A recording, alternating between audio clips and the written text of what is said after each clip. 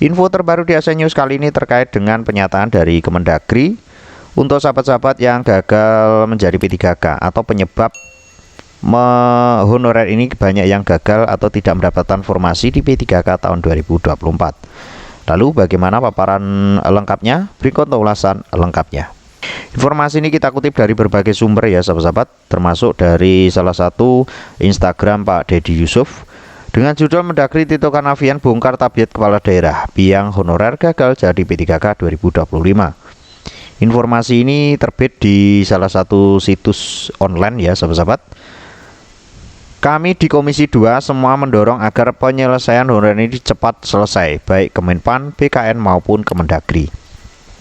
Jadi kalau Kemendagri sudah menegur kepala daerah, berarti amanat sudah dilaksanakan. Kita tunggu itikat baik Pemda.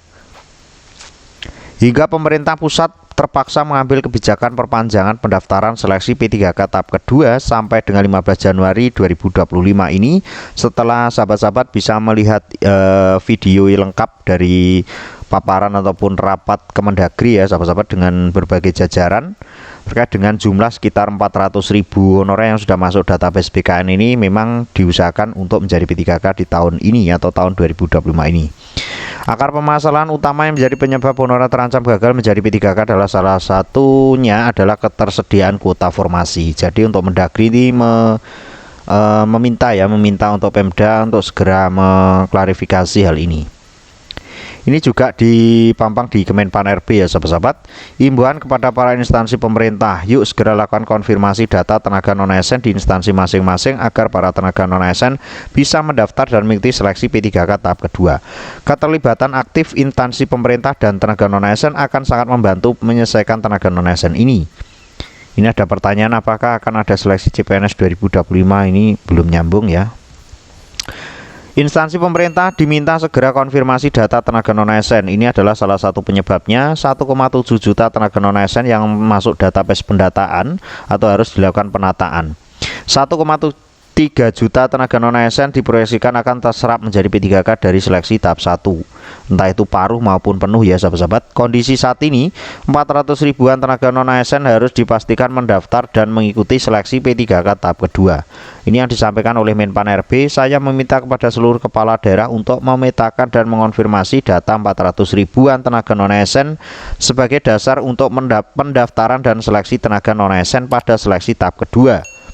Kementerian Pan-RB dan BKN tidak bisa menyelesaikan komitmen penataan tenaga non-ASN tanpa keterlibatan aktif instansi pemerintah dan tenaga non-ASN dalam seleksi tahap kedua ini. Jadi penataan tenaga non-ASN itu maksudnya perubahan status dari honorer menjadi P3K, seperti itu ya sahabat-sahabat. Dan ini juga disambung oleh Kemenpan RB, disambung oleh Kemendagri dan Kepala BKN baru Pak Zudan Arif Fakrullah. Ada amanah Undang-Undang Nomor 20 Tahun 2023 tentang ASN, yakni tidak boleh melakukan rekrutmen tenaga non-ASN. Waspadai ini semua, Menteri Dalam Negeri Tito Karnavian. Jadi Pak Tito Kemendagri ini juga menegaskan bahwasanya untuk instansi tidak boleh merekrut tenaga non-ASN lagi.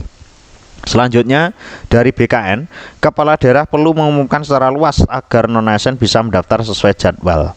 Jadi jadwalnya masih 4 hari lagi ya sahabat-sahabat. Dan ini pun masih belum seberapa ada tambahan lagi informasi terkait dengan tujuan penataan tenaga non-ASN ini.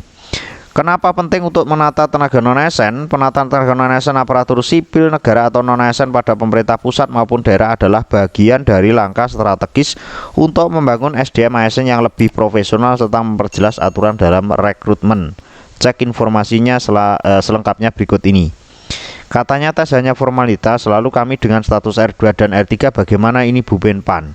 Kalau untuk status R2 R3 tanpa L itu kan sudah kita jelaskan di video ya sahabat-sahabat, sesuai dengan peraturan perundang-undangan, khususnya sesuai dengan Permenpan RB, itu akan diusulkan menjadi P3K paruh waktu. Dan pengusulan memang sebagian sudah ada ya sahabat-sahabat, sudah memetakan berapa peserta P3K tahap 1 tahun 2024 yang tidak mendapatkan formasi itu akan diusulkan menjadi P3K paruh waktu dengan persentase sekitar 90% dari jumlah peserta. Ini ya sahabat-sahabat, saling keterkaitan antara pemetaan dan identifikasi tenaga non-ASN yang dapat diusulkan menjadi P3K mendorong tenaga non-ASN mendaftar dan mengikuti seleksi tahun 2024, mengangkat tenaga non-ASN menjadi P3K sesuai ketentuan peraturan perundang-undangan. Setelah itu melaksanakan amanat Undang-Undang Nomor 20 Tahun 2023 tentang ASN. Selanjutnya pemenuhan P3K sesuai kebutuhan di lingkungan instansi pemerintah, memperjelas status kepegawaian tenaga non-ASN di lingkungan instansi pemerintah. Jadi ini saling keterkaitan ya sahabat-sahabat, dan ini sudah resmi sesuai dengan peraturan yang sudah didok atau dilakukan. Mudah-mudahan untuk teman-teman yang sudah terdata di database BKN bisa mendaftar di P3K tahap 2 ya tanpa kendala. Jika ada kendala silakan nanti menghubungi instansinya masing-masing. Khususnya untuk teman-teman guru silakan menghubungi Dinas Pendidikan. Untuk sahabat-sahabat kesehatan ke dinas kesehatan masing-masing. Untuk teknis bisa menuju ke dinas masing-masing di tingkat daerah maupun di tingkat pusat. Pantau informasi terbaru hanya di ASN News. See you next video.